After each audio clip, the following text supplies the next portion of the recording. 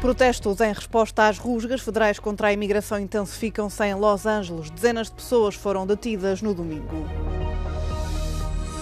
4 soldados japoneses feridos numa explosão em base norte-americana de Okinawa, no Japão, preparavam-se para eliminar um engenho não detonado. Rússia lançou perto de 500 drones e mísseis em solo ucraniano durante a noite. São os maiores bombardeamentos desde o início da guerra. Entra em vigor proibição imposta por Donald Trump, que impede cidadãos de 12 países de entrarem nos Estados Unidos.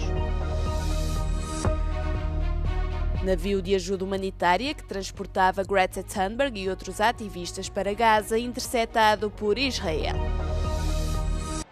Foi mais um dia de violentos protestos em Los Angeles no domingo. Pelo menos 27 pessoas foram detidas no centro da cidade enquanto protestavam contra as rusgas federais contra a imigração ordenadas por Donald Trump.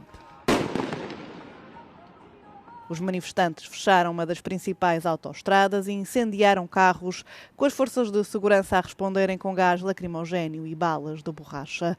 Ao todo, quase 60 pessoas foram detidas durante o fim de semana. Domingo foi o terceiro e mais intenso dia de manifestações no sul da Califórnia, desencadeadas pela repressão da imigração da administração Trump e pela chegada de cerca de 300 soldados da Guarda Nacional, destacados pelo presidente dos Estados Unidos. As tropas foram enviadas para guardar edifícios federais, incluindo um centro de detenção que se tornou o ponto central dos protestos. Foi a primeira vez em décadas que tropas da Guarda Nacional foram enviadas para um estado sem o pedido do governador, com o democrata Gavin Newsom a chamar a decisão de uma grave violação da soberania do estado. Durante os protestos, uma jornalista de uma televisão australiana chegou mesmo a ser atingida por uma bala de borracha enquanto fazia uma reportagem em direto.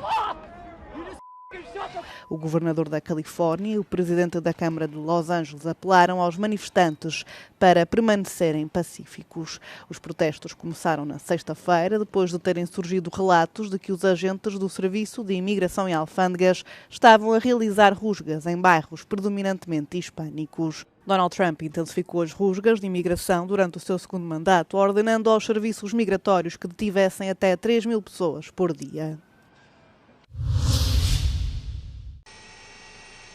4 soldados japoneses sofreram ferimentos leves após uma explosão numa base militar americana da ilha de Okinawa, no sul do Japão. De acordo com as autoridades, o rebentamento ocorreu num local de armazenamento de material bélico não detonado. Um dos engenhos explodiu subitamente quando os militares o inspecionavam. As forças de autodefesa do Japão já fizeram saber que estão a investigar a causa da explosão. O acidente terá sido o primeiro desde o lançamento, em 1974, da unidade do exército japonês dedicada à eliminação de bombas por deflagrar. Em todo o Japão continuam enterradas centenas de toneladas de munições por explodir. Muitas delas encontram-se em Okinawa e foram lançadas pelo exército americano durante a Segunda Guerra Mundial. A Força Aérea da Ucrânia afirma que a Rússia lançou 479 drones contra regiões ucranianas durante a noite. Foi o maior bombardeamento da guerra até à data. Foram também disparados cerca de 20 mísseis. Os alvos foram sobretudo as zonas central e ocidental do país. A Ucrânia terá neutralizado 277 drones e 19 mísseis em pleno voo. Segundo Kiev, apenas 10 dos lançamentos atingiram o alvo. Há registro de um ferido. A recente escalada de ataques aéreos coincidiu com uma nova investida russa no campo de batalha no leste e nordeste da linha da frente. O presidente da Ucrânia, Volodymyr Zelensky, disse que em algumas dessas zonas a situação é muito difícil, mas não adiantou pormenores. Até agora, as 2 rondas de conversações de paz diretas entre as delegações da Rússia e Ucrânia em Istambul não produziram avanços significativos. As forças israelitas interceptaram um navio de ajuda humanitária com destino a Gaza, onde seguiam vários ativistas, incluindo Greta Thunberg. Os passageiros da embarcação acabaram detidos provisoriamente E nas redes sociais, o Ministério dos Negócios Estrangeiros de Israel informou que aqueles que seguiam a bordo daquilo que classificou como sendo um iate de selfies de celebridades estavam ilesos e em segurança. A interseção do navio Madeleine ocorreu quando este entrava em território palestiniano, onde um bloqueio de longa data foi reforçado por Israel no contexto da guerra contra o Hamas. De acordo com o mesmo ministério, os ativistas estavam a ser levados para Israel, aguardando-se o seu regresso aos países de origem. Organizada pela Freedom Flotilla Coalition, a viagem pretendia ser uma ação de protesto contra a campanha militar de Israel na faixa de Gaza. Após um bloqueio total de 2 meses e meio, com o objetivo de pressionar o Hamas, Israel começou a permitir a entrada de alguma ajuda humanitária essencial em Gaza no mês passado. As autoridades israelitas confirmaram a morte do líder do Hamas depois de o corpo ter sido localizado e posteriormente verificado em Israel. As forças de defesa do Estado hebraico encontraram Mohamed Sinwar no subsolo, alegadamente perto do Hospital Europeu em Khan Yunis, na faixa de Gaza. É onde terá permanecido num centro subterrâneo de controlo e comando. Sinwar foi morto num ataque aéreo de Israel contra as instalações no mês passado. Entretanto, pelo menos 4 pessoas terão morrido e outras ficaram feridas este domingo em Gaza após disparos das tropas de Israel perto de um ponto de distribuição de alimentos. O relato é feito pelas autoridades locais e por testemunhas. O exército israelita alega que os soldados apenas dispararam tiros de aviso. Estes centros de ajuda no enclave palestiniano foram criados pela Fundação Humanitária de Gaza, que é apoiada por Israel e pelos Estados Unidos. Entrou em vigor esta segunda-feira a proibição decretada por Donald Trump que impede cidadãos de 12 países de viajarem para os Estados Unidos. Estão proibidos de entrar em território norte-americano cidadãos do Afeganistão, Myanmar, Chad, Congo, Guiné Equatorial, Eritreia, Haiti, Irão, Líbia, Somália, Sudão e Iémen. Os do Burundi, Cuba, Laos, Serra Leoa, Togo, Turcomenistão e Venezuela têm o acesso limitado. Trump assinou a lei na semana passada e justificou a decisão com preocupações de segurança. Grupos que prestam auxílio a refugiados já criticaram a medida. Dizem que não tem a ver com a segurança nacional, mas com divisão.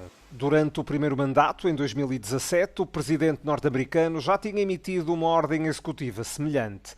Na altura, a entrada nos Estados Unidos foi barrada a cidadãos de 7 países predominantemente muçulmanos. Emmanuel Macron criticou a decisão norte-americana de retirar o financiamento destinado à luta contra as alterações climáticas. Para o presidente francês, é tempo de chegar a um acordo para todo o planeta. O discurso foi feito na véspera da 3ª Conferência das Nações Unidas sobre os Oceanos. A cimeira, em que os Estados Unidos não estarão presentes, acontece durante esta semana em Nice, no sul de França. Macron garantiu que cerca de 30 chefes de Estado e Governo já se comprometeram com uma moratória sobre a exploração de minérios em águas profundas. On va rien lâcher, je veux qu'on arrive à un accord pour toute la planète.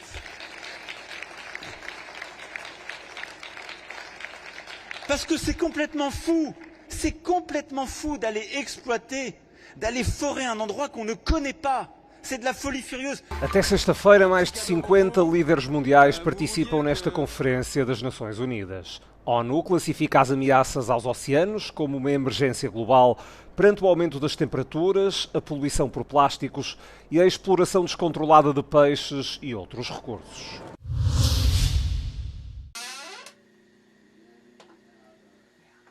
O caso pôs em evidência as deficiências na regulamentação referente à doação de esperma na Europa. Um dador dinamarquês que, sem o saber, era portador de uma variante genética rara que aumenta o risco de cancro de início precoce, terá ajudado a conceber pelo menos 67 crianças na Europa, principalmente na Bélgica. 23 delas são portadoras da variante, 10 das quais desenvolveram cancro. On va avoir une dissémination finalement anormale d'une pathologie génétique, puisque la banque de sperme qui est concernée dans ce cas a fixé une limite de 75 familles issues du donneur. Il y a d'autres banques de sperme qui n'ont pas fixé de limite, mais il n'y a pas de limite au niveau international et au niveau européen. Em França e na Grécia, essa prática é anónima.